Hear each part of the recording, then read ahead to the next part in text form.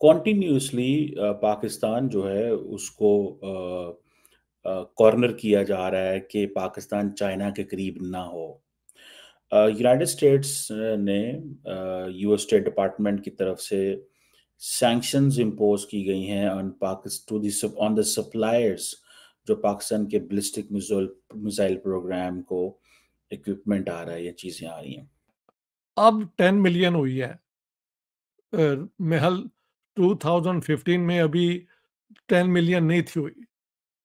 उधर सबसे ज्यादा अलबत्ता उन्होंने जर्मनी ने लिए और फिर बाकी मुल्कों में इधर उधर गए।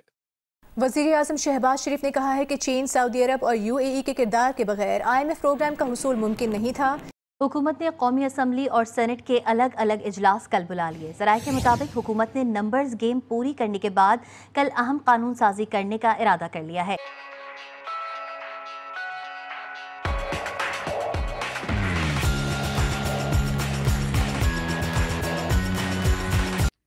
इस पे डिपार्टमेंट ऑफ स्टेट जो है उसका कहना यह है कि 5 ऐसी एंटिटीज हैं और एक इंडिविजुअल है जो प्रोलिफरेशन में इन्वॉल्व है ballistic missile and control missile equipment and technology के अंदर। और इसमें ये एक बीजिंग बेस्ड रिसर्च इंस्टीट्यूट है automation for machine building industry के लिए। उन्होंने अंडर एग्जीक्यूटिव ऑर्डर 13382, ठीक है जी, जो कि basically that targets proliferation of weapons of mass destruction और उनकी डिलीवरी के हवाले से जो इस्तेमाल होता है। अब क्वेश्चन ये है, अगर आपको थोड़े दिन याद हो तो डॉक्टर जयशंकर की मुझे एक बात याद आई कि वो रशिया में, ही वाज इन यूक्रेन और समवेयर आई थिंक, तो किसी ने उनसे सवाल किया कि जी वो तो अमेरिका ने तो रशिया के ऊपर सैंक्शंस लगाई हैं, तो उन्होंने कहा we do not deal with the bilateral sanctions, we only respect the UN security council sanctions. के मतलब जो यूएन सिक्योरिटी काउंसिल से आई हैं या यूएन के हवाले से हैं उसकी हम करते हैं, बाकी हम किसी को कोई परवाह नहीं करते।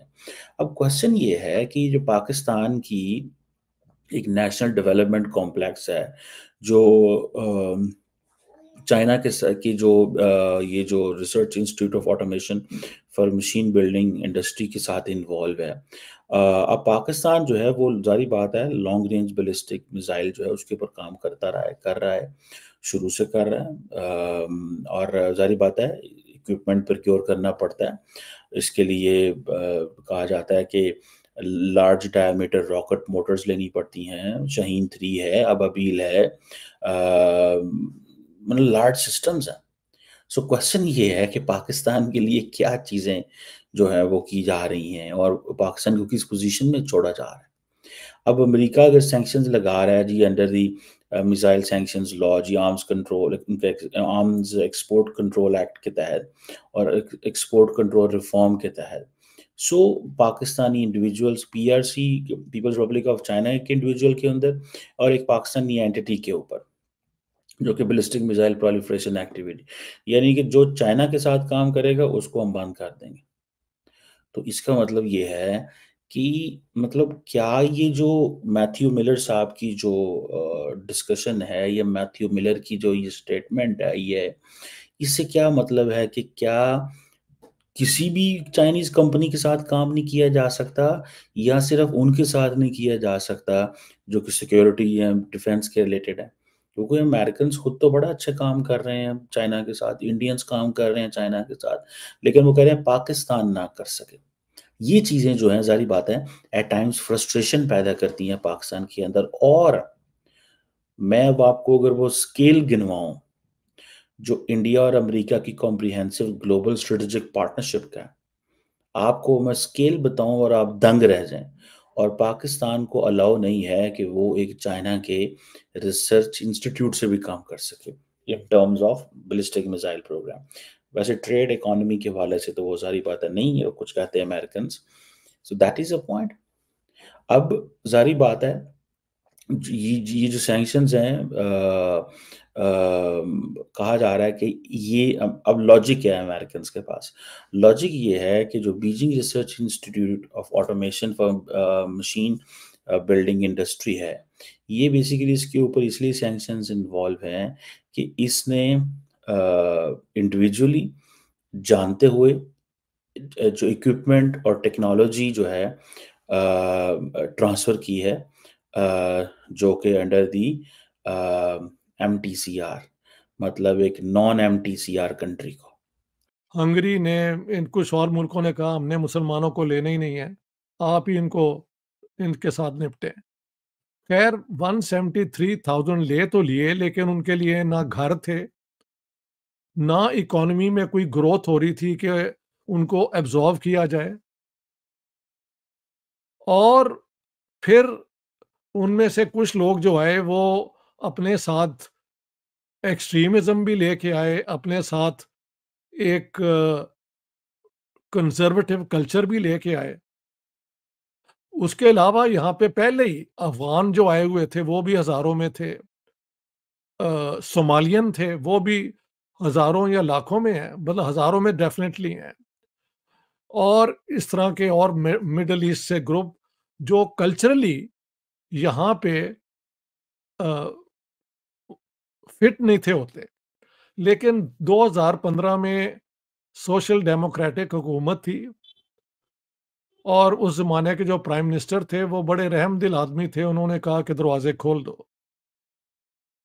लेकिन उसके बाद क्योंकि ना इकोनॉमी को उनकी जरूरत है, ना वो कल्चरली यहाँ पे फिट हुए, और यहाँ पे फिर पिछले कोई 3-4 साल से, इस साल तो हद ही हो गई है, गैंग टेररिज्म बहुत हो रहा है। यानी हर रोज खबर आती है कि किसी 15 साल के, 16 साल के, 14 साल के लड़के ने जाके तो गोली अपना ऑटोमेटिक वेपन से कुछ लोग मार दिए हैं, और इन गैंग्स के जो लीडर हैं वो मिडिल ईस्ट में कहीं छुपे हुए हैं।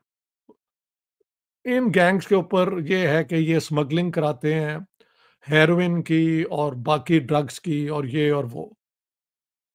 तो जो लास्ट इलेक्शन हमारा हुआ उसके अंदर ये इस किस्म की इमिग्रेशन जो एकदम बढ़ गई थी।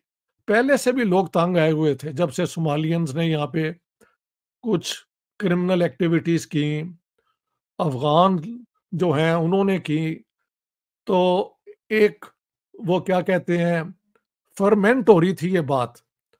अलबत्ता एक है पार्टी यहाँ पे स्वेरिये डेमोक्राटर, स्वीडन डेमोक्रेट्स, जो बेसिकली एंटी इमिग्रेशन है बट प्रैक्टिकली एंटी मुस्लिम कहना चाहिए। सब इमिग्रेंट्स के वो खिलाफ नहीं है, वो कहते हैं कि इंडिविजुअल मुसलमानों के भी हम खिलाफ नहीं हैं जो बहुत अच्छे हो सकते हैं, लेकिन इस्लाम एज अ कल्चर हमारे यहाँ फिट नहीं होता। इनकी जो अप्रोच औरतों पे है, इनकी अप्रोच जो ह्यूमन राइट्स पे है, वो बिल्कुल मुख्तलिफ है हमारे कल्चर से, और वो हमारे सोसाइटी के अंदर एडजस्ट नहीं हो रहे।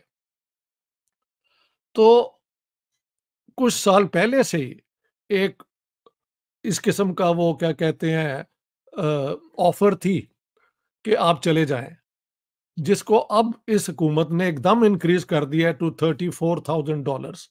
स्वीडिश में वो बनते हैं 350,000 kroners. It's a lot of money जो वो ऑफर कर रहे हैं।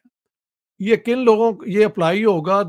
2026 से शुरू करेंगे वो, जो स्वीडन का तरीका है, एकदम नहीं अप्लाई होता, कानून बनेगा, फिर इस पे वो आइडेंटिफाई करेंगे ग्रुप। मुझे लगता है कि जो लोग यहाँ पे नौकरी नहीं कर सके, जुबान नहीं सीख सके, और जो एक वो समझते हैं कि इकोनॉमी के ऊपर बोझ है और आइंदा आने वाले वक्त में भी वो यहाँ पे फिट नहीं हो सकते,